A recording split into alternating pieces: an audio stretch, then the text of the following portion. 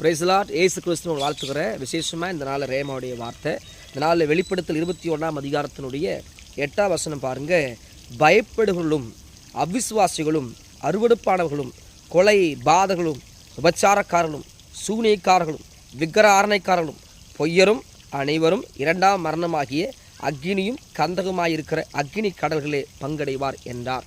இந்த வேதம் என்ன சொல்லுதுன்னா, பரலோகத்துக்கு போகிற விசேஷமான யார் போவாங்க யார் போக மாட்டாங்கிற அத்தாரிட்டியை இந்த வெளிப்படுத்தல் 21ஆம் அதிகாரத்தில் 8ஆம் வசனம் சொல்லப்படுது.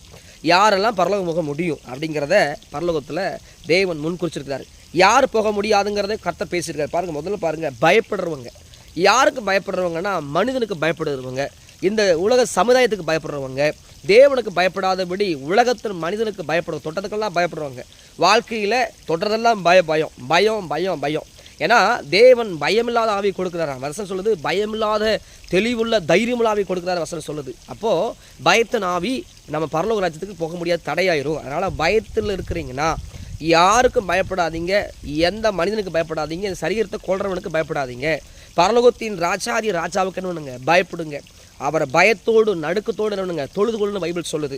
அப்போது நம்ம பயத்தோட நடுக்கத்தோட யாருக்கு பயப்படணும்னா தேவனுக்கு பயப்படணும். ஒன்று.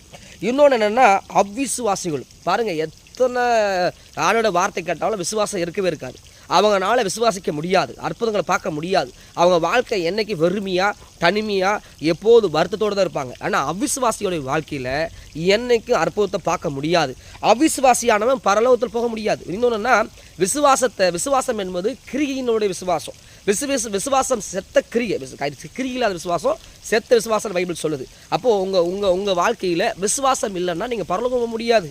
நான் விசுவாசிக்கிறேன்னு சொல்கிறது மாத்திரமல்ல, நம்முடைய வாழ்க்கையில் விசுவாசிச்சா கிரியை நடக்கணும், அற்புதங்கள் நடக்கணும், அதிசயங்கள் நடக்கணும். இயற்கைக்கு அப்பாற்பட்ட காரியங்களை தேவனை கர்த்தர் நம்ம வாழ்க்கையில் செய்யணும்னா முதல்ல அடிப்படையானது காரியம்னா விசுவாசம்.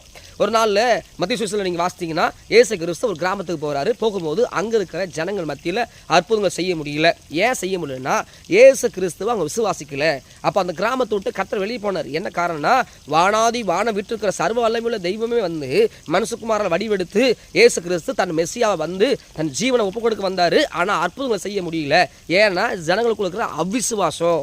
ஒரு அவிசுவாசம் அற்புதங்களை தடுத்து விடும். தேவ பிள்ளைகளை, அதே போல் பரலோகத்தில் நீங்கள் போக முடியாது. அவிசுவாசத்தோடு இருக்கிறீங்கன்னா நீங்கள் பரலோகத்துக்குள்ளே என்ன முடியாது, போக முடியாது. அதுக்கப்புறம் அருவருப்பானவர்கள். இந்த உலகத்தில் அருவருப்பு நிறைய பெருகிட்டே இருக்குது. விபச்சார பாவம், வேசித்தன பாவம், ஆண் புணர்ச்சி, பெண் புணர்ச்சி, இன்னுமாய் சுய இன்பங்கள், பல அருவருப்பான பாவங்கள் தேசத்தில் காதில் கேட்க முடியாத அளவுக்கு பாவம் பெருகி இருக்குது. இவங்கெல்லாம் பரலோக ராஜ்யத்துக்கு போக முடியாது. இந்த வேதம் நான் சொல்லுங்க, இந்த வேதம் சொல்லுது